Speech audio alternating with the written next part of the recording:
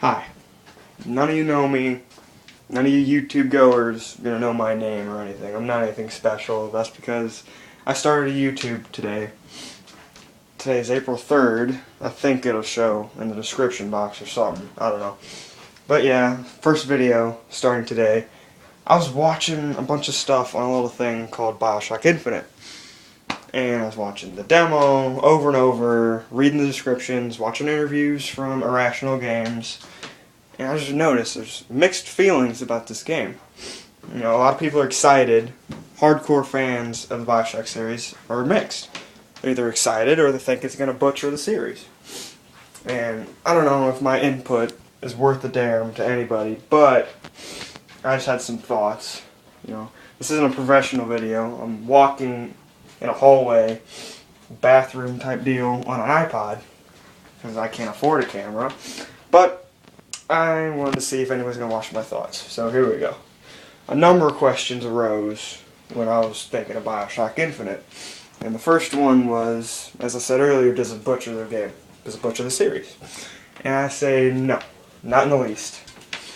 Because in the end of Bioshock 2, a friend pointed out to me that you know, the bomb goes off in Fontaine Futuristics, and the city goes batshit crazy, explodes, and sinks to the ground. And I thought it was just going to be that little section that Sophia Lamb set up. But my friend pointed out that it might have been the whole city. So there is no rapture for Bioshock 3. And I weeped, and I panicked, and I pleaded to God that they would find a way to make Bioshock 3, because it's my favorite game of all time. Love the first one, love the second one, can't wait for the third one. So, I wanted to see it expand. I wanted to see it continue, and the only thing to do when your plot setting is in ashes is to rise from the ashes and go somewhere new. And why not the sky? Why not? Why not? And, anyway, no, it doesn't butcher it. You know, just like when you grow a tree or have a kid, you want to see him grow and expand, and Columbia is expanding on the Rapture Dream. You know, what we wanted to see. So, no. Another question was, does it make sense? And why wasn't Columbia mentioned in the previous games? And from what I understand, it was a World's Fair, open to the world. Wasn't the best kept secret, and it was just a display of what the Westerners were capable of. And something went wrong where fascism and racism got involved, and someone came to power and decided they were too good for the surface. So they rose to the heavens to be gods, or whatever they thought they could be. And it also happens in 1912. And to answer why it wasn't mentioned is that Andrew Ryan, he looks like he's in his mid-30s, 40s. And Bioshock 1 taking place in 1960, he wouldn't have been born when Columbia was around. So maybe the government down here decided that it was going to be kept under file, and nobody, not even Andrew Ryan or Sophia Lamb, would know about it.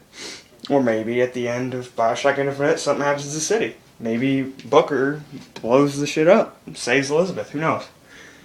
But anyway, yes, that would mean it makes sense. I hope they don't make an alternate universe.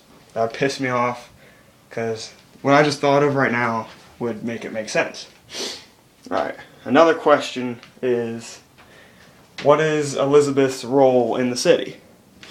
And there's a number of ways. Maybe she's a supporter of the Civil War.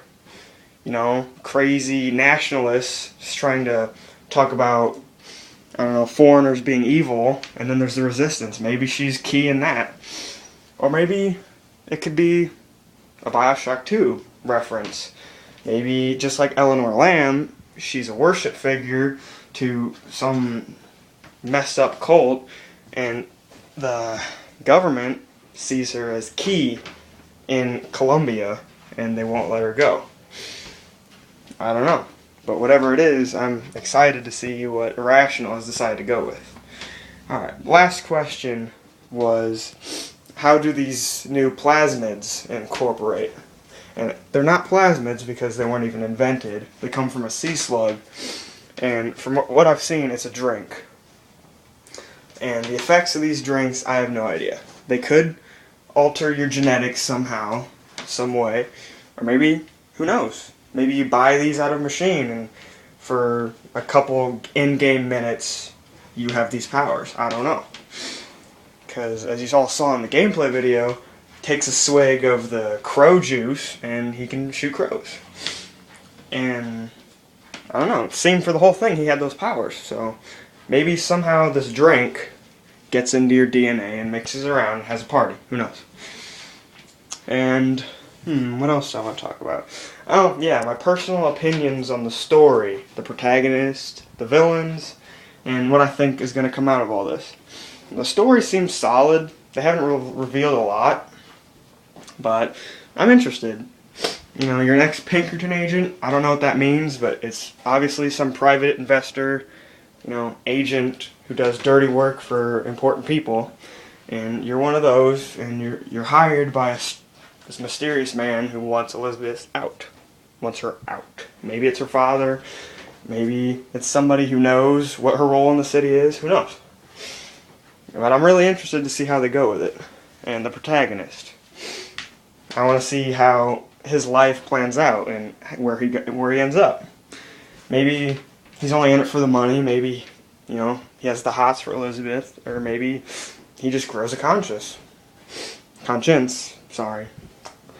And then the villains. And I can't remember his name, but that guy from the gameplay video who was preaching from the balcony about nationalism seems like the main villain. He is the leader, megalomaniac, who's taken over Colombia and is flipping out about foreigners. He seems like the main villain. And now, what's interesting is, but also a letdown for me, is that I don't think there's going to be any mental or emotional connection to this villain.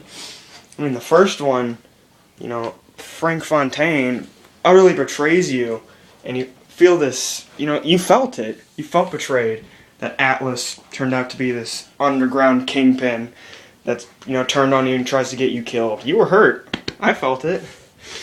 And then when you finally got revenge and saved the city, if you went with a good ending, you felt good inside. And the second one, you know, it's not betrayal, it's just pure against all odds warfare. Sophia Lamb has taken the one you love most, and she's going at all out, balls out, to, you know, kill you. And that satisfaction of overcoming all obstacles and winning at the end, you know, felt good. But in this one, it just seems that there's a lack. It seems that, because you all watched it, you had a hunting rifle, and you almost killed this guy the entire video. I think you actually did when you blew up his little turret and shoot missiles. Killed him. Not very much connection, unless that gargoyle, Big Daddy, you know, stereotype. You know, there's a deeper meaning with him. I just don't see it as being that much of a connection. And, you know, the key elements are still there. That's something I thought about. You know, plasmids, gun combo. I don't think it's going to go, I hope it goes Bioshock 2 style where you can use both. From what I saw, you can't, but that doesn't matter much. I just wanted to see it again, though, because I liked it. Made me feel a little more secure about my capabilities of survival.